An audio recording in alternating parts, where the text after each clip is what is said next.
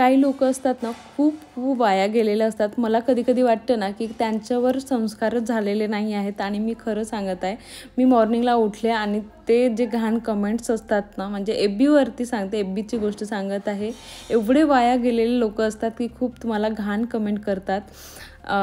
मला एकच गोष्ट म्हणायची आहे, कुणालाही कमेंट करताना विचारपूर्वक करत चला, घाण कमेंट करत नका जाऊ.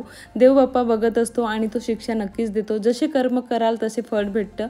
सो प्लीज करून कुणालाही कमेंट करताना विचारपूर्वक करत चला. असो, इथे मी माझे कपडे छानसे धुतलेले वाळत घातले होते, ते काढून घेतले. त्याचबरोबर मी इथे तुम्हाला सांगते आहे की विटॅमिन B, यस, कढीपत्त्यामध्ये विटॅमिन B असते आणि ते आपल्या केसांसाठी खूप उपयोगी आहे.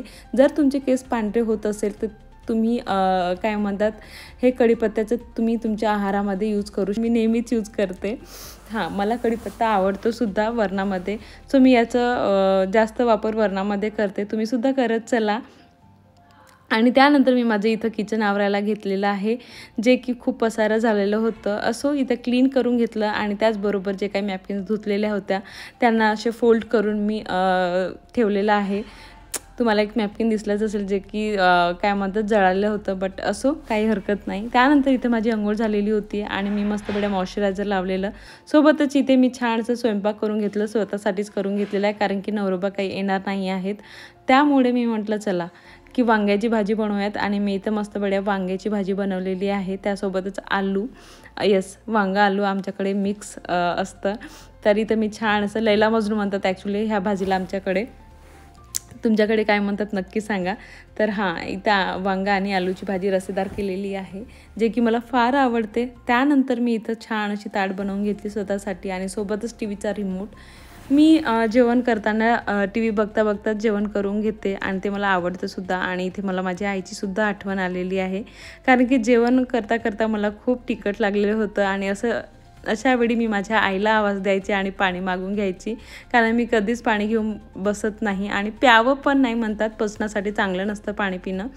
बट असं इथं मी छान असं नाही, मला उठावं लागलं ॲक्च्युली. इथून मी उठून मस्त बड्या माझ्यासाठी पाणी घ्यायला गेली.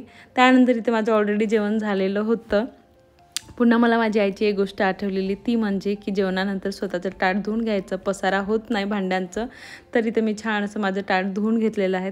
आईच्या काही गोष्टी लग्नानंतरच आठवतात, हे खरं आहे आणि हे तुम्हाला पण कळत असेल ह्या गोष्टी. असं त्यानंतर मी तर रील्ससाठी छान अशी रेडी झालेली आहे. ही माझ्या आईचीच साडी आहे, जी मी रील्ससाठी बनवायला असंच आणलेलं होतं, कारण की इझी असते. हे एकदम स्मूथ साडी होती आणि मी ते घातलेली.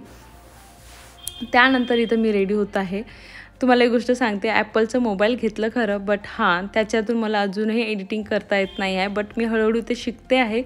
हळूहळू काही गोष्टी आपण शिकून घेतो. त्याचबरोबर काय म्हणतात, मी इथे एक गोष्ट आणखी एक शेअर करते आहे की प्लीज करून ज्या काही व्हिडिओमध्ये कमतरता असते ना, ते तुम्ही सांगत चला, पण चांगल्या पद्धतीने सांगा, वाईट कमेंट करून नका सांगत जाऊ. आणि असो, इथं मी सांगते आहे की प्लीज माझ्या चॅनलला सपोर्ट करा, लाईक करा व्हिडिओला, आणि काही चुका होत असेल तर चांगल्या पद्धतीने सांगत चला, वाईट याच्याने सांगत नका जाऊ. कधी कधी ना तुमचे काही कमेंट्स असतात जे उद्धटपणे मला वाटतात, फील होतात. बट असो, बाय बाय. हाईप्स नक्की पाठवा, हाईप.